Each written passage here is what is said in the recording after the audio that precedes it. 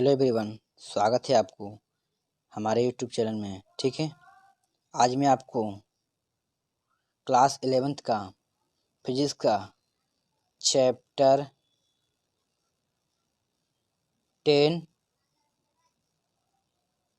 वृत्तीय गति के बारे में डिस्कस करूंगा। ठीक है, वृत्तीय गति के बारे में डिस्कस करूंगा। ठीक है, तो चलिए, वृत्तीय गति क्या मतलब होता है। वृत्तीय गति से हमको क्या मिलता है। देखिए, वृत्त बना रहे हैं, वृत्तीय गति। वृत्तीय गति का मतलब ही निकल रहा है वृत्त पर गति करना। वृत्तीय गति का मतलब ही क्या निकल रहा है हमको। वृत्तीय गति का चैप्टर अगर पूछेगा कि वृत्तीय का क्या चैप्टर चल रहा है, तो वृत्तीय गति चल रहा है। तो वृत्तीय गति किसे कहते हैं। ठीक है, तो बोल दीजिए वृत्त पर गति करने को ही वृत्तीय गति कहते हैं। ठीक है, किसी भी वृत्त पर गति करना को ही वृत्तीय गति कहते हैं। यानी परिभाषा देखा जाए तो जब कोई कण एक वृत्तीय पथ पर गति करता है तो उसकी गति वृत्तीय गति कहलाती है। यदि कण अचर चाल से वृत्तीय पथ पर गति करता है तो उसकी गति एक समान वृत्तीय गति कहलाती है। अब ये अचर चाल क्या होता है, यानी 5 की स्पीड से ही चले चारों तरफ। ये नहीं कि 5 यहाँ पर चला, फिर बहुत स्पीड हो गया, यहाँ पर यहाँ तक आया, फिर कुछ धीमा करके हम यहाँ तक आए, फिर बहुत तेज चले कि फिर यहाँ तक आए, फिर एकदम स्लो मोशन में हम यहाँ पर आए।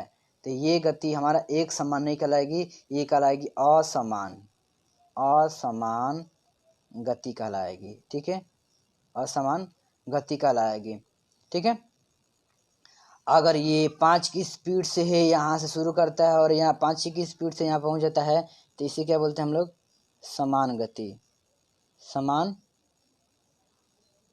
गति बोलते हैं। ठीक है, तो चलिए, इधर तक हमने कंप्लीट कर लिया वृत्तीय गति का परिभाषा। ठीक है, अब हम देखते हैं कोणीय विस्थापन क्या होता है। ठीक है, यानी किसी समांतराल में, ठीक है, ये हमारा है वृत्त बनाया गया है, देख भी रहे हैं। ठीक है, किसी समांतराल में वृत्तीय पथ पर घूमते हुए कण द्वारा वृत्त के केंद्र पर अंतरित किया गया कोण उस समय कण का कोणीय विस्थापन कहलाता है। कोणीय विस्थापन क्या होता है, डेल्टा थीटा बराबर थीटा 2 माइनस थीटा 1 बराबर होता है चाप बट्टे में त्रिज्या यानी डेल्टा एस अपान में आर। चलिए, इसको समझते हैं क्या, बस पढ़ने से थोड़ा ना होगा, इसको हम लोग समझेंगे, इसको समझ लेंगे तो आसान हो जाएगा।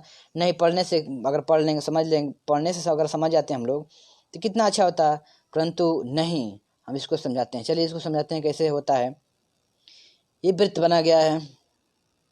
ठीक है, मान लीजिए हमने इस पॉइंट से आपका, यानी जो पॉइंट T1 बना है, इस पॉइंट से हमको चलना है। हम यहाँ पर स्थित हैं, हम यानी यहाँ पर खड़े हैं। ठीक है, ये हमारा पूरा क्या होता है, व्यास होता है। यहाँ से लेके आते नहीं, वृत्त के केंद्र से परिधि की दूरी क्या होती है, त्रिज्या कहलाती है। और परिधि से परिधि की दूरी, ठीक है, जो केंद्र से होकर जाती है, ठीक है, परिधि से परिधि की दूरी जो केंद्र से होकर जाती है वो जीवा कहलाती है। वो वृत्त की सबसे बड़ी व्यास होता है। ठीक है, इसको व्यास बोलते हैं। ठीक है, यानी अब जब ये केंद्र से होकर जाएगी, ये भी जाता है परिधि से परिधि दूरी, तो इसको बोलते हैं जीवा। ठीक है, लेकिन यही रेखा अगर वृत्त के केंद्र से होकर जाए तो इसे बोलते हैं वृत्त की सबसे बड़ी जीवा, लंबी जीवा, जिसे हम लोग व्यास भी बोलते हैं। ठीक है, तो चलिए हम देखते हैं हम लोग, यानी यहाँ से हम चलेंगे और यहाँ मान लीजिए हमको रुक जाना है। ठीक है, यहाँ से हम चलें और यहाँ हम लोग रुक गए हैं। तब देखिए, यहाँ हमारा मेन पॉइंट है और यहाँ से हम यहाँ से तो ऑलरेडी हम यहाँ आ चुके हैं। अब यहाँ से लेके हम यहाँ तक गए तो हमारे यहाँ तक इसमें से पूरे मान में से, क्योंकि हमको यहाँ से प्रारंभ करना था, हम यहाँ पर प्रारंभ किए हैं, यहाँ से लेके यहाँ तक गए हैं तो हमारा क्या हो जाएगा, यहाँ से पूरी दूरी निकालने के लिए, यानी इतना दूरी निकालने के लिए पूरी दूरी में से इसको घटा देंगे तो निकल जाएगा। अरे मान लीजिए, देखिए यहाँ से लेके यहाँ तक है दूरी। ठीक है, हमें इतना दूरी फाइंड करना है, इतना दूरी हमको फाइंड करना है।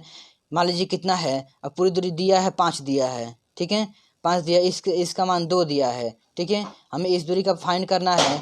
फाइंड करें तो ये 2 दिया है, तो पूरे में से अगर 2 घटा देंगे तो कितना मिलेगा, 5 मिलेगा। दोनों को जोड़ेंगे तो 5 आएगा। ठीक है, यानी अगर इसका पूछे तो इसका मान दिया होगा और इसका पूछे तो इसका मान दिया होगा। ठीक है, तो पूरी दूरी में से घटा देंगे। ठीक है, यानी पूरी दूरी कितना है, थीटा है, यानी θ2 में से θ1 को घटा देंगे तो हमारा मान निकल जाएगा। ठीक है, उसके बाद क्या करेंगे, θ2 माइनस θ1 यानी 4 में त्रिज्या निकाल देंगे, यानी डेल्टा एस अपन में आर हो जाएगा। यानी कोणीय विस्थापन का मात्रक क्या होता है, रेडियन। ठीक है, तथा यह क्या एक सदिश राशि है। ठीक है, अब हम देखते हैं कोणीय वेग के बारे में।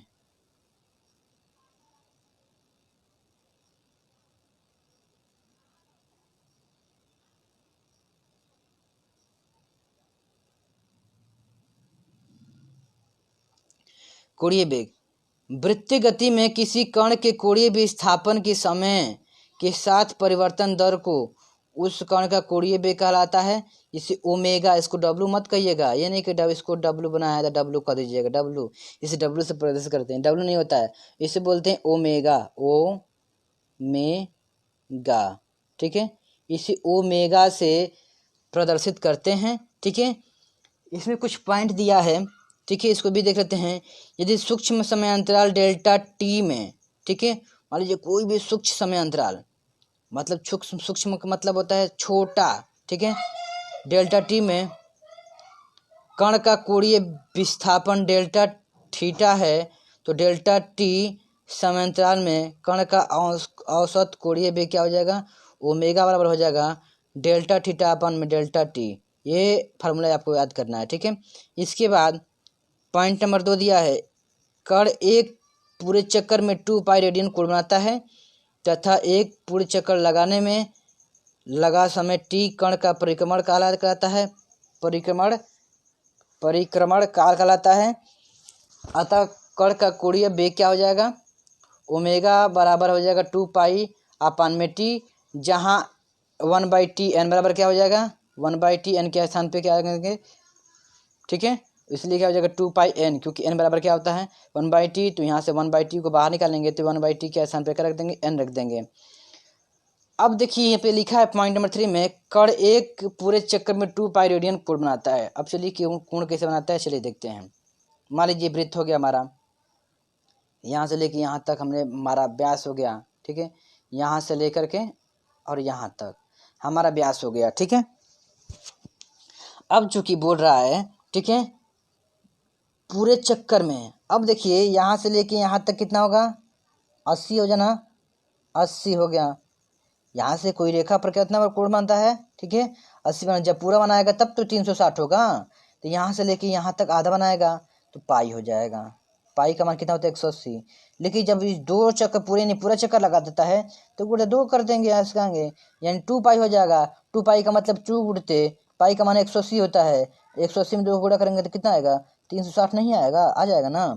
ठीक है, वही बोल रहा है। इसके बाद जहाँ कण की परिक्रमण आवृत्ति है n, कण की परिक्रमण आवृत्ति है, कोणीय वेग का मात्रक क्या होता है, रेडियन प्रति सेकेंड, तथा विमीय सूत्र क्या होता है, t की पावर -1 होता है। कोणीय वेग एक सदिश राशि है। अब देखिए यहाँ से कैसे है, 2 पाई यानी कोणीय वेग का यानी ओमेगा बराबर होता है 2 पाई अपन में टी। ठीक है, तो 2 पाई, 2 से कोई मतलब नहीं है, पाई का कोई मात्रक नहीं होता है, तो बच गया, क्या बच गया हमारा 1/t बच गया। ठीक है, 1/t यानी 1/t ये हो जाएगा, t का मान क्या हो जाएगा, सेकेंड हो जाएगा। ठीक है, तो सेकेंड यानी ऊपर इसको जाएंगे तो क्या हो जाएगा, सेकेंड के पावर पे -1। ठीक है, तो आज के लिए बस इतना ही। यदि हमारा वीडियो आपको पसंद है तो वीडियो को लाइक शेयर कमेंट बॉक्स में जरूर कमेंट करें कि वीडियो हमारा कैसा लगा है, और चैनल पर नए हैं तो चैनल को सब्सक्राइब करके बेल आइकन को भी दबा लें, जैसे कि हमारे नए वीडियो का नोटिफिकेशन आप तक सबसे पहले पहुँचे। धन्यवाद।